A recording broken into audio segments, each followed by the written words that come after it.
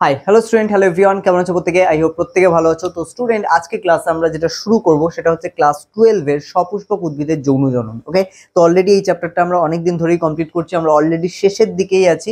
আর হয়তো আমাদের 2 থেকে 3টে ভিডিও হবে, তারপরে এমসিকিউ কোশ্চেন আসবে প্রত্যেকটা টপিকের ওপর। তো এখানে আমাদের অনেক বড় চ্যাপ্টার ছিল এটা, সপুষ্পক উদ্ভিদের যৌন জনন।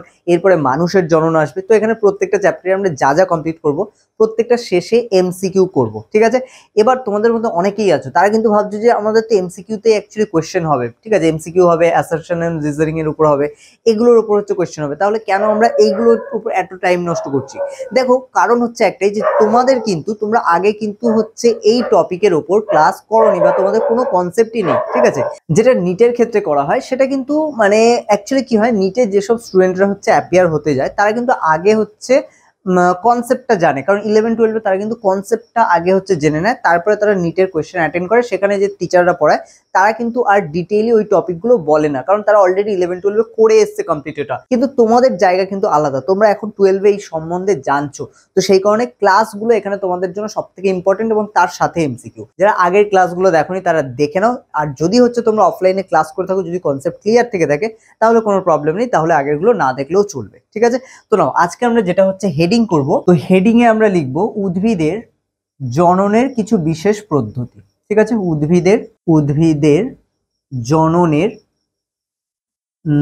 জননের কিছু বিশেষ পদ্ধতি, কিছু বিশেষ পদ্ধতি। ওকে, উদ্ভিদ জননের কিছু বিশেষ পদ্ধতি। বিশেষ পদ্ধতিগুলোর মধ্যে আমাদের কিছু স্পেশাল, দেখো নর্মালি আমরা কি জানি, জনন হচ্ছে 3 রকম ভাবে হয়েছিল। এক হচ্ছে অঙ্গজ, 2 হচ্ছে অযৌন, আর একটা যৌন, এই 3টে।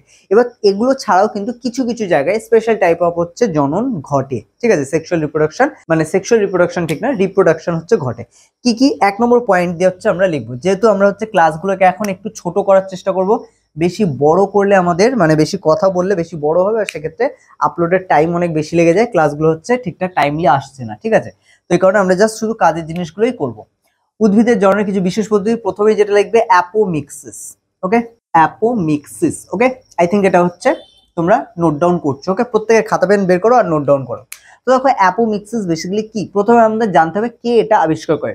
তো এটা বিজ্ঞানী রিঙ্কেল, লিখে রাখো, বিজ্ঞানী রিঙ্কেল, WRINKLER, ঠিক আছে? রিঙ্কলার, সরি, বিজ্ঞানী রিঙ্কলার প্রথম অ্যাপোমিক্সিস আবিষ্কার করেন, প্রথম অ্যাপোমিক্সিস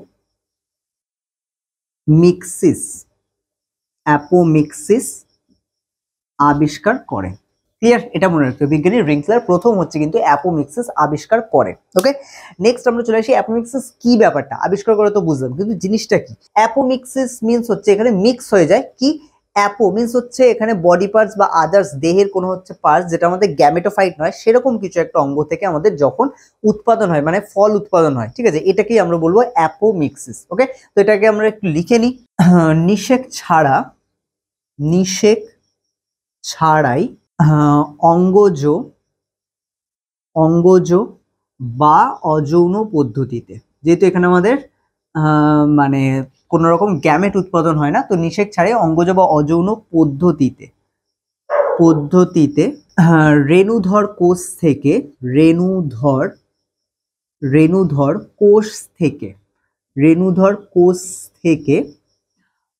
থেকে ভ্রূণ সহ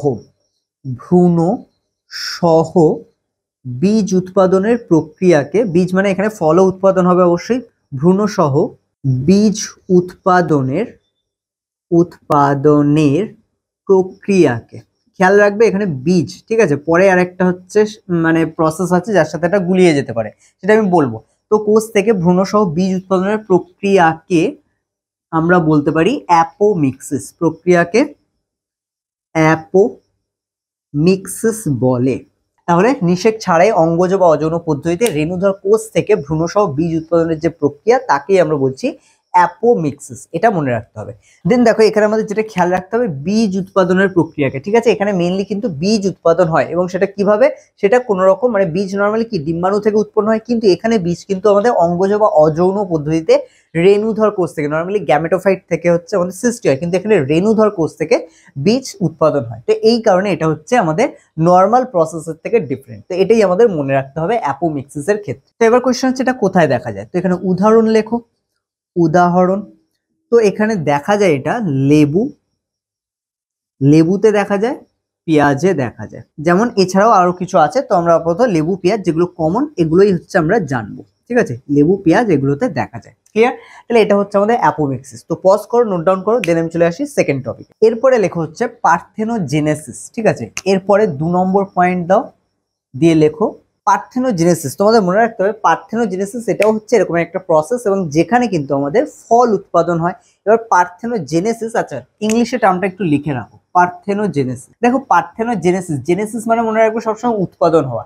এবার এই পার্থেনোজেনেসিস প্রক্রিয়াতে কি হয়, এখানে আমাদের হচ্ছে নিষেক ছাড়াই বা অনিষিক্ত হচ্ছে যেসব ডিম্বাণু থাকে, ডিম্বাণু খেয়াল করবে, অনিষিক্ত ডিম্বাণু থেকে প্রাণী, মানে প্রাণী বললেও ভুল হবে, জীব সৃষ্টি হওয়ার প্রক্রিয়াকে আমরা বলবো হচ্ছে পার্থেনোজেনেসিস। তার মানে কি আমাদের জীব সৃষ্টির জন্য নর্মালি কি হয়, নিষেক ঘটার দরকার হয়, মেল গ্যামেট ফিমেল গ্যামেট, সেটা উদ্ভিদ হতে পারে প্রাণীতে হতে পারে।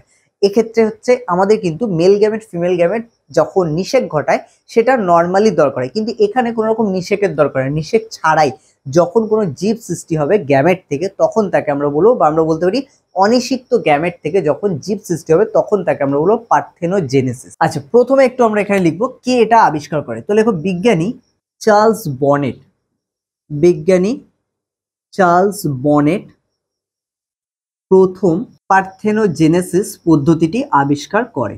পার্থেনোজেনেসিস, পার্থেনোজেনেসিস পদ্ধতিটি আবিষ্কার করে।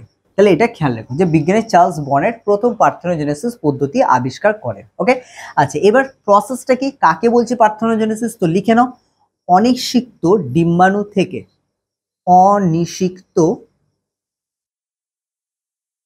অনিষিক্ত ডিম্বাণু, অনিষিক্ত ডিম্বাণু থেকে জীব সৃষ্টি হওয়ার প্রক্রিয়াকে, জীব সৃষ্টি হওয়ার প্রক্রিয়াকে, হওয়ার প্রক্রিয়াকে বলা হয় পার্থেনোজেনেসিস। ওকে, প্রক্রিয়াকে বলে পার্থেনোজেনেসিস।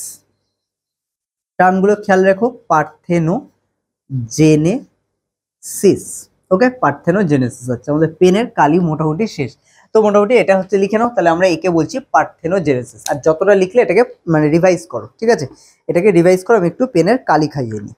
আচ্ছা এখানে একটা পয়েন্ট তোমাদের নোট করার, সেটা হচ্ছে নোটেড বিলো করেই লেখো, থিঙ্ক তোমাদের পরে হচ্ছে বেশি চোখে লাগবে।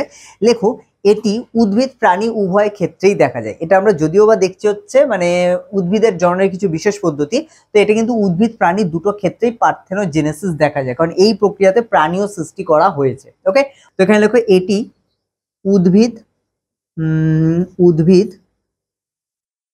ও প্রাণী, এটি উদ্ভিদ ও প্রাণী উভয় ক্ষেত্রে দেখা যায়, উভয় ক্ষেত্রে দেখা যায়। তো এইটুখানি হচ্ছে আমাদের এখানে পজ করে নোট ডাউন করতে হবে। দেন আমরা চলে আসবো এর পরেরটা, যেখানে আমরা জানবো পার্থেনোকার্পি কি। দেখো নামগুলো কিন্তু অনেকটা একই এবং যে কারণে এটা দিয়ে পার্থক্য তোমাদের একটু জানতে হবে, মানে আমি যখন এটা করাবো আই থিঙ্ক পার্থক্য ক্লিয়ার হয়ে যাবে তোমাদের, ঠিক আছে। তো এখানে আমাদের পার্থেনোজেনেসিস দেখলাম, এবার পার্থেনোকার্পি কি সেটা আমাদের বুঝতে হবে, ঠিক আছে। তো নেক্সট হচ্ছে আমাদের 3 নম্বর লিখে ফেলো, 3 নম্বর দিয়ে লিখে ফেলো পার্থেনোকার্পি, পার্থেনোকার্পি, ঠিক আছে। পার্থেনোকার্পি ইংলিশ টার্মটা লিখে রাখো, পার্থেনো CARPY, ঠিক আছে, পার্থেনোকার্পি। তো দেখো পার্থেনোকার্পি বেসিক্যালি কি, পার্থেনোকার্পি সিম্পল এটা হচ্ছে একটা প্রসেস। তো পার্থেনোকার্পি পার্থেনোজেনেসিসের মতোই, কিন্তু ওখানে অনিষিক্ত ডিম্বাণু থেকে হচ্ছে আমাদের ফল উৎপাদন হয়, কিন্তু এখানে আমাদের যে ফল উৎপাদন হয় সেটা বীজবিহীন ফল উৎপাদন, এবং এখানে নিষেক ব্যতি রেখে, মানে ওটা অনিষিক্ত, ভালো করে খেয়াল রাখো দুটো অনেকটা একই মনে হবে, ওটা অনিষিক্ত ডিম্বাণু, ডিম্বাণু ছিল কিন্তু অনিষিক্ত, আর এখানে নিষেক ব্যতি রেখে মানে নিষেক ছাড়াই ডিম্বাণু থেকে হচ্ছে ফল উৎপাদন হচ্ছে। ঠিক আছে, জিনিসটা বুঝতে হবে। আর ডিম্বাণুতে যেহেতু নিষেক ঘটছে না, তার মানে কি বীজ উৎপাদন হবে না, এখানে খেয়াল রাখতে হবে বীজ উৎপাদন হবে না। আর পার্থেনোজেনেসিসে এখানেও কিন্তু বীজ উৎপাদন হয় না, কিন্তু এখানে কিন্তু অনিষিক্ত ডিম্বাণু থেকে হচ্ছে, আর এটা হচ্ছে, আর এখানেও অনিষিক্ত ডিম্বাণু, কিন্তু কথা হচ্ছে পার্থেনোকার্পির ক্ষেত্রে অনিষিক্ত ডিম্বাণু নিজে থেকেই ফল উৎপাদন করে, ঠিক আছে, কিন্তু এখানেও বীজ হয় না। বিজ্ঞানী ফ্রিজ নল প্রথম পার্থেনোকার্পি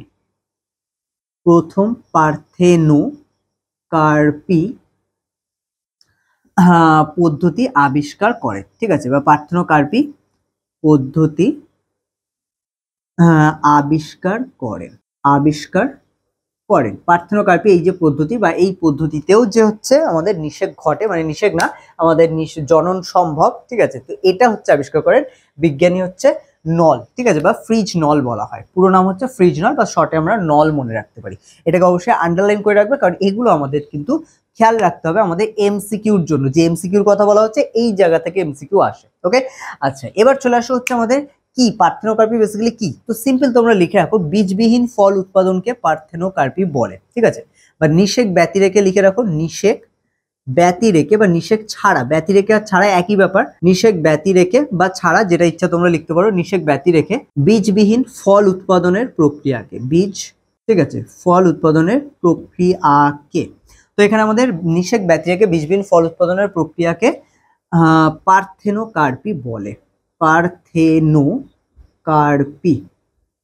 পার্থেনোকার্পি বলে, ঠিক আছে। তো নিষেক ব্যতিরেকে বীজবিহীন ফল উৎপাদনের প্রক্রিয়াকেই বলা হয় পার্থেনোকার্পি। ওকে, কোথায় দেখা যায় পার্থেনোকার্পি? বেসিক্যালি দেখো আমাদের মানে যেসব ফলগুলো বেশি বীজ হতো, লাইক হচ্ছে দেখো তোমরা হয়তো এক্সপিরিয়েন্স করেছো আমার মতোই, ঠিক আছে, কিরকম দেখো আমি হচ্ছে ছোটবেলায় পেয়ারা হচ্ছে মানে একটা কারণে খেতাম না, এর ভিতরে যে দানাগুলো ছিল সেগুলো খুব বেশি ডিস্টার্ব করতো মনে হতো, ঠিক আছে, তারপর কলার ক্ষেত্রে অনেক সময় হতো, আবার তরমুজের ক্ষেত্রে হতো, আশা করি তোমরা অনেকে এক্সপিরিয়েন্স করেছো এগুলো। তো এই কারণে আমি এগুলোকে অ্যাভয়েড করতাম। কিন্তু এখন দেখি বাজারে এমন কিছু ফল, মানে এই পেয়ারা বলো, তারপরে কলা বলো বা তরমুজ বলো, এদের মধ্যে বীজ সেভাবে পাওয়া যায় না। কারণ কি? কারণ এদের মধ্যে পার্থেনোকার্পিক প্রসেসের থ্রু বা ওই যে বীজগুলো যেগুলো পার্থেনোকার্পিক মানে বীজ হচ্ছে পাওয়া যায়, সেইগুলোকে বা হচ্ছে কিছু জেনেটিক্যালি মডিফাইডও আছে এখানে, এমন নয় যে সব পার্থেনোকার্পিক। তো এখানে এই ধরনের কারণের জন্য হচ্ছে যে ফলগুলো আসে তাদের বীজের সংখ্যা কম থাকে, ঠিক আছে। তো এই হচ্ছে ব্যাপার। তাহলে এখানে উদাহরণ হচ্ছে লিখে রাখো, পার্থেনোকার্পিক ফ্রুট কোনগুলোকে বলা হয়। আচ্ছা, আপাতত উদাহরণ লেখো, তারপরে এখানে তাহলে এই কথাটাও লিখবে, পার্থেনোকার্পিক ফ্রুট, এই কথাটাও মনে পড়ে গেল। তো উদাহরণ হিসেবে তোমরা লেখো পেয়ারা কমা দিয়ে লেখো তরমুজ, পেয়ারা তরমুজ, এদের ক্ষেত্রে দেখা যায় কলা, পেয়ারা তরমুজ কলা, শশাতেও অ্যাপ্লাই করা হয় যদিও। তো পেয়ারা তরমুজ কলা এগুলোর ক্ষেত্রে কিন্তু আমাদের পার্থেনোকার্পিক যে প্রসেস সেটা ব্যবহার করা হয়। এবার কথা হচ্ছে আমি যে টার্মটা বললাম পার্থেনোকার্পিক ফ্রুট, ঠিক আছে, চাইলে তোমরা নিচের টার্মটা লিখে রাখতে পারো, এটা দিয়ে কোয়েশ্চেন আসতে পারে। পার্থেনোকার্পিক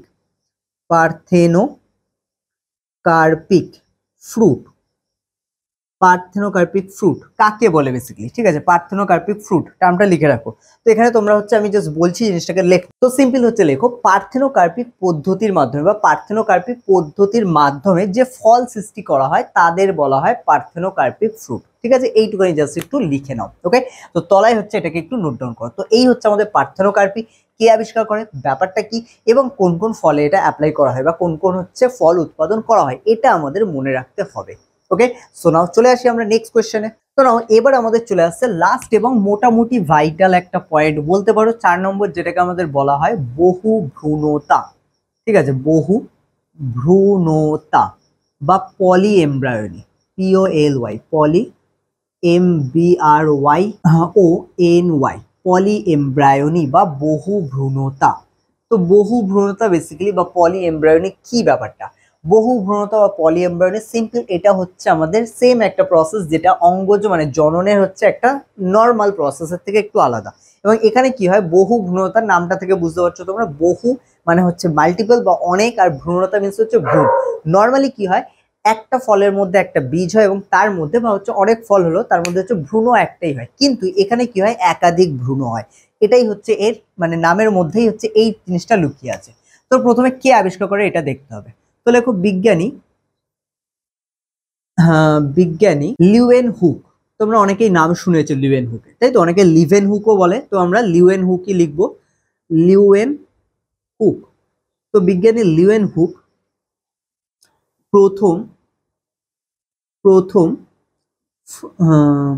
বহু ভ্রূণতা লক্ষ্য করেন। ঠিক আছে, বহু ভ্রূণতা লক্ষ্য করেন। ঠিক আছে, তো প্রথম হচ্ছে বহু ভ্রূণতা লক্ষ্য করেন বিজ্ঞানী লিউয়েন হুক বা লিউয়েন হুক। ওকে, তো এবার দেখো বহু ভ্রূণতা আমি তো তোমাদের অলরেডি বলে দিয়েছি ব্যাপারটা কি, সেটাই একটু আমাদের নোট ডাউন করতে হবে। বীজের মধ্যে একাধিক ভ্রূণ, বীজের মধ্যে একাধিক একাধিক ভ্রূণ উৎপাদনকে বহু ভ্রূণতা বলে। উৎপাদনকে বহু ভ্রূণতা, ঠিক আছে, বহু ভ্রূণতা বলে। ঠিক আছে, তো এটা আমাদের খেয়াল রাখতে হবে। তাহলে বীজের মধ্যে একাধিক ভ্রূণ উৎপাদনের যে পদ্ধতি বা উৎপাদনকে বহু ভ্রূণতা বলা হয়। এখানে কিন্তু একাধিক ভ্রূণ উৎপন্ন হয়, খেয়াল রাখতে হবে, একটা নয় কিন্তু অনেক ভ্রূণ থাকে। যে বেঁচে গেল সে জন্মালো বা সে হচ্ছে নতুন গাছ সৃষ্টি করলো, উদ্ভিদ সৃষ্টি করলো, বাকিরা কি হবে, মারা যাবে। তো এখানে বীজের মধ্যে একাধিক ভ্রূণ উৎপাদনকে বহু ভ্রূণতা বলা হয়। ঠিক আছে, আচ্ছা নিচে চলে আসে আমাদের উদাহরণ। তো আমাদের উদাহরণের মধ্যে মনে রাখতে হবে আমাদের কি কি হচ্ছে উদাহরণ নেওয়া যেতে পারে এখানে। তো উদাহরণে তোমরা লিখে রাখো এখানে লেবু, তারপরে হচ্ছে তোমার বাদাম, আমরা আপেল লিখতে পারি। তো লেবু, বাদাম, আপেল। এছাড়া হচ্ছে কিছু জিমনোস্পার্মে দেখা যায়, লাইক হচ্ছে সাইকাস পাইনাস, সাইকাস আর পাইনাস।